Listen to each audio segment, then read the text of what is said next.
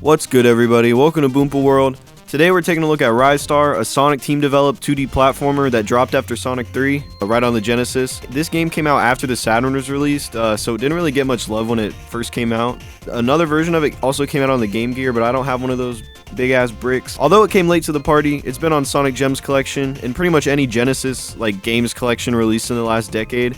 So it's really never been more readily available than today. I have it on the GameCube and 360, but I'm going to be playing it on the Switch's Genesis collection, so don't mind the borders. My only experience before heading in today, I feel like I played it for like 10 minutes on the 360 Ultimate Genesis collection, as I was just like rifling through the games as a teenager. Just remember thinking it had heavy Sonic inspiration, but it makes sense since it's the same developers. I'm not going to compare him to that bitch-ass hedgehog. I'm just playing. I'm not going to do Sonic like that, but let's just turn this shit on and see what Ristar has to offer. And if you enjoy this video, go ahead, leave a like, and subscribe if you want some more. Start up, the lighting and graphics just kind of go crazy. This is a late Genesis game, and you can really tell, they really pushed this shit to its limits. I always hoped and assumed this game was, good solely based off the fact, Ristar and the game all around it just looked cool. There's just, an intro cutscene. It revealed a mean alien named Greedy is controlling the world's leaders. Wow, that's so deep.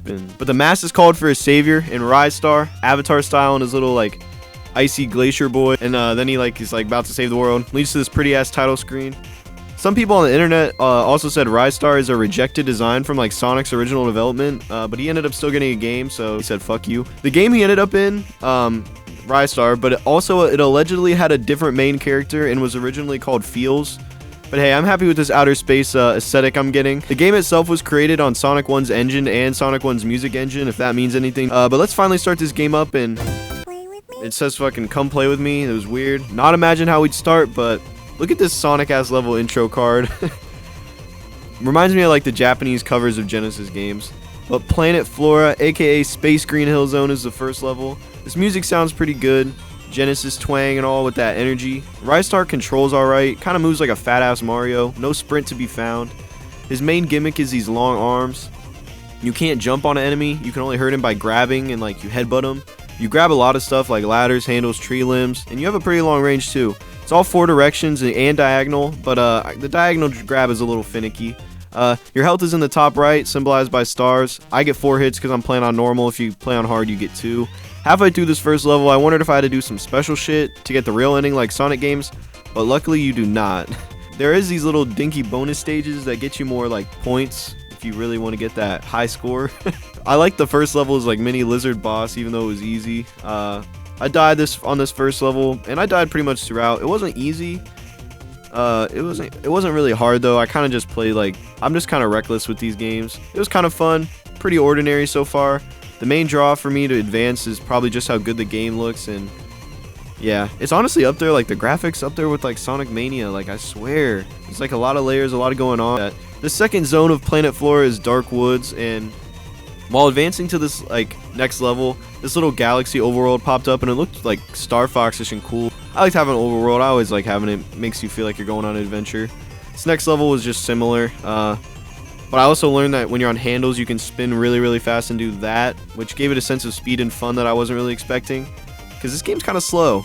But this level ended up being more run-of-the-mill platforming, really hammering home these arms as the main gameplay gimmick, which is alright, not much to run with. But next is the first boss. I really never understood his pattern. I only hit him after I would get stunned by his shit and grabbed his little pet monkey.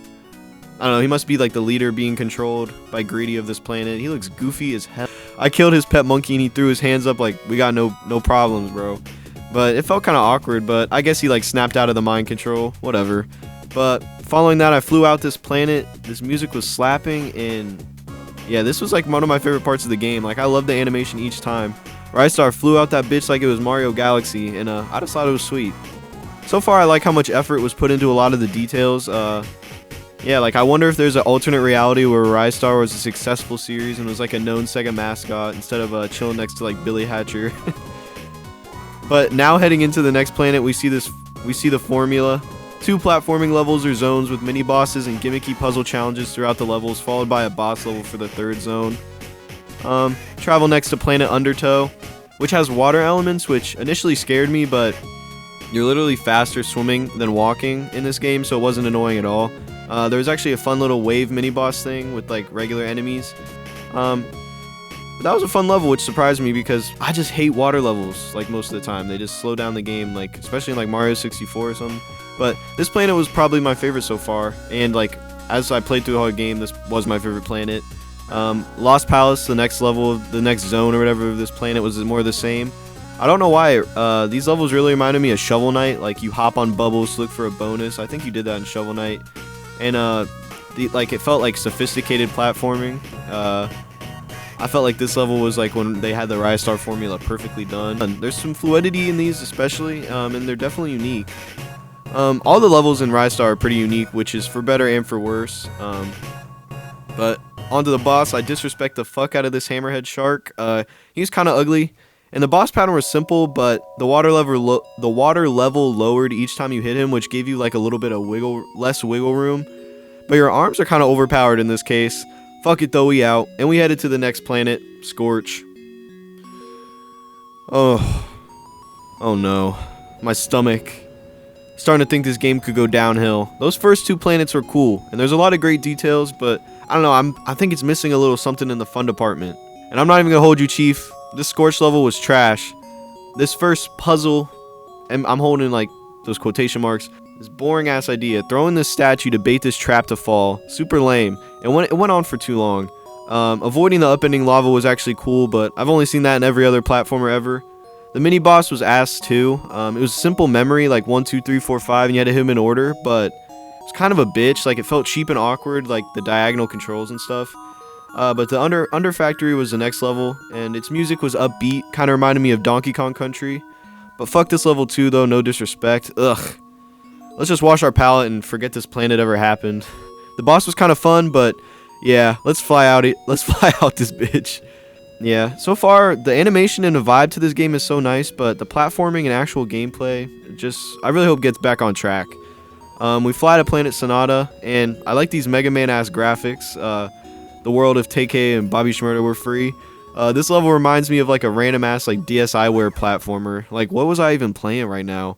I have to bring these metronomes to these owls, and it's like that Rayman music level, but like not cool.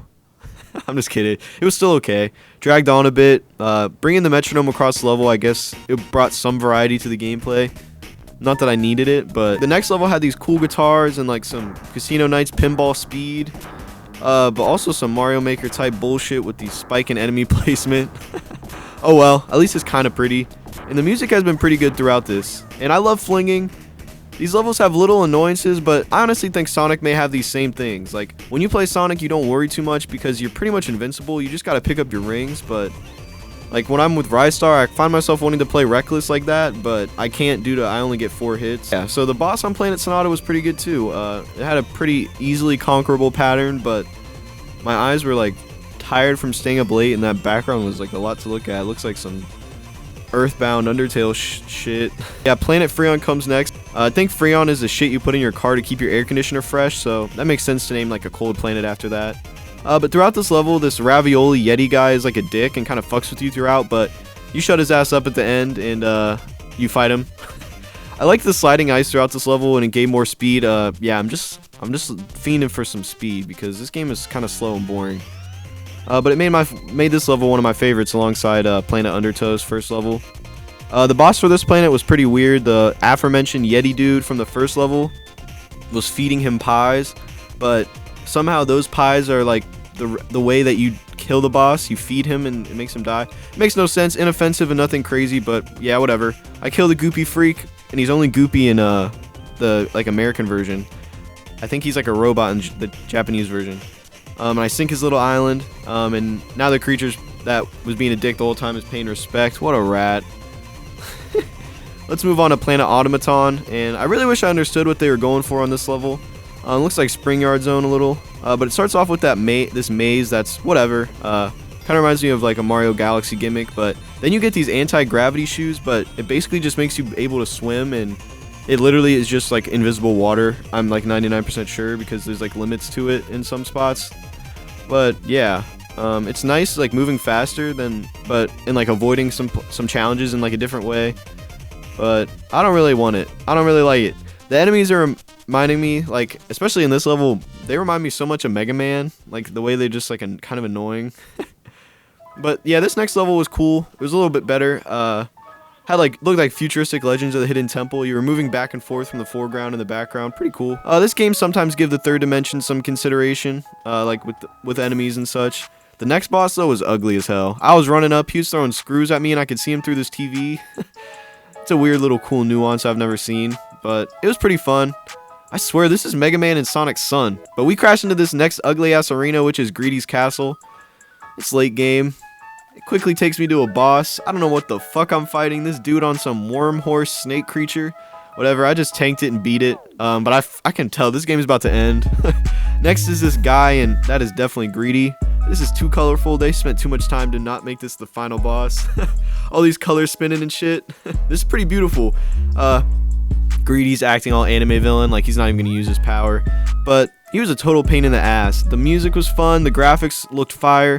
But this boss was hard and kind of bullshit. I must just be trash at video games. But there was a lot of animations to remember throughout his multiple stages. But this last lasers thing pissed me off. It felt way too hard to dodge. Wah. The boss battle was kind of annoying, man. It made me audibly say fuck you after I beat him though. Which makes the... I guess maybe they were going for that design. They make the person playing hate the villain. Maybe went a bit far. I think this final boss was like kind of confusingly designed. It's hard and cool and all. It felt like a good challenge. Made me kind of salty.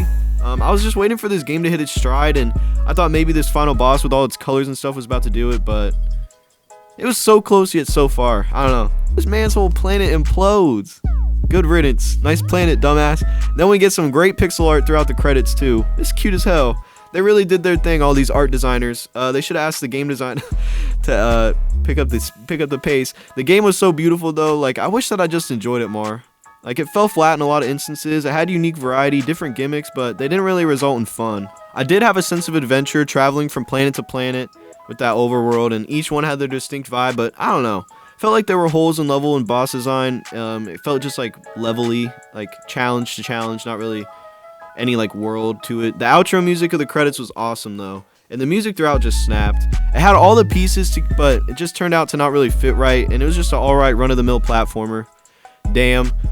Rest in peace. RIP Ristar. But if you guys enjoyed your time here, go ahead, like and subscribe. Helps out a shit ton, or some from what I'm hearing. But this final screen is fire too. Oh yeah, and after you beat the game, they give you a bunch of passwords so you can play the game in a different way. Neat add-in. We're in 2020 though, so I got more shit to play, not to be rude. They got 50 games in this bitch. But whatever. Thanks for watching. Have a good day, and I'll see you guys next time.